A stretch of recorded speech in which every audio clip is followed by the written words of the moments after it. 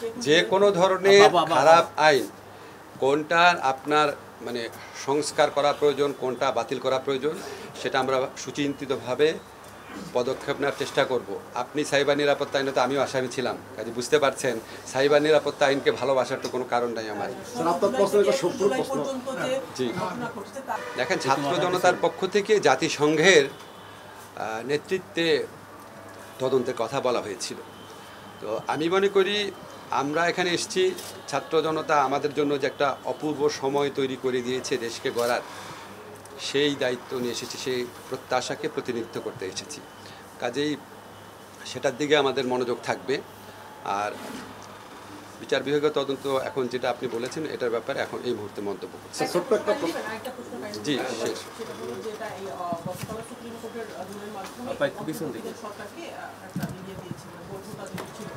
এখন বিষয়টা হলো যে সংসদ বসলে তখন এটাকে সংশোধন করতে হবে, সেটা আপনি তো আইনজীবী, এইটা এই সময়টা অন্তর্বর্তীকালীন সরকার কতদিন থাকবে এবং সেটা কি হবে?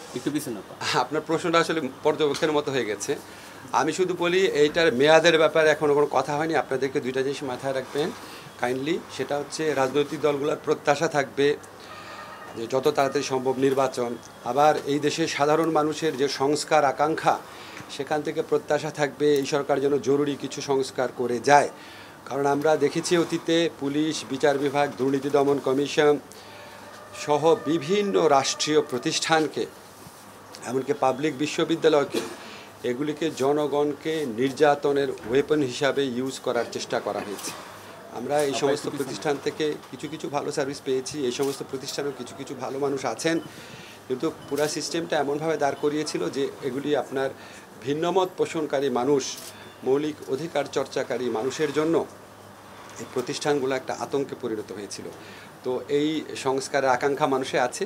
সংস্কারের আকাঙ্ক্ষা এবং নতুন নির্বাচনের আকাঙ্ক্ষার মধ্যে সমন্বয় করে যেটা যতদিন থাকা দরকার ততদিনই থাকার আমরা থাকবো, বেশিও না কমও না। ব্যক্তিগতভাবে যদি আপনাকে বলি, আমি আমার বিশ্ববিদ্যালয় শিক্ষকতার জীবন মিস করি, আমি আমার উন্মুক্ত ফ্রি জীবন মিস করি। আমার ব্যক্তিগত অভিমত হচ্ছে আমি আমার যত তাড়াতাড়ি সম্ভব কাজ শেষ করে কবে আমি আমার সেই জীবনে ফিরে যেতে পারবো, যেটা আমার ব্যক্তিগতভাবে আমার জন্য অনেক বেশি এনজয়েবল। ফলে আমার ব্যক্তিগত অভিমত এটা, কিন্তু দায়িত্বের জায়গা থেকে আমাকে এখানে আমাদের অন্যান্য উপদেষ্টাকে আমাদের যে দায়িত্বের জন্য আমরা আসছি সেই দায়িত্ব আমরা পালন করার চেষ্টা করব। আপনাদের যে প্রতিষ্ঠানগুলোর নাম বলেছি, ভুলে নির্বাচন কমিশন বলতে ভুলে গেছি। নির্বাচন কমিশনের ভূমিকা তো আপনারা জানেন।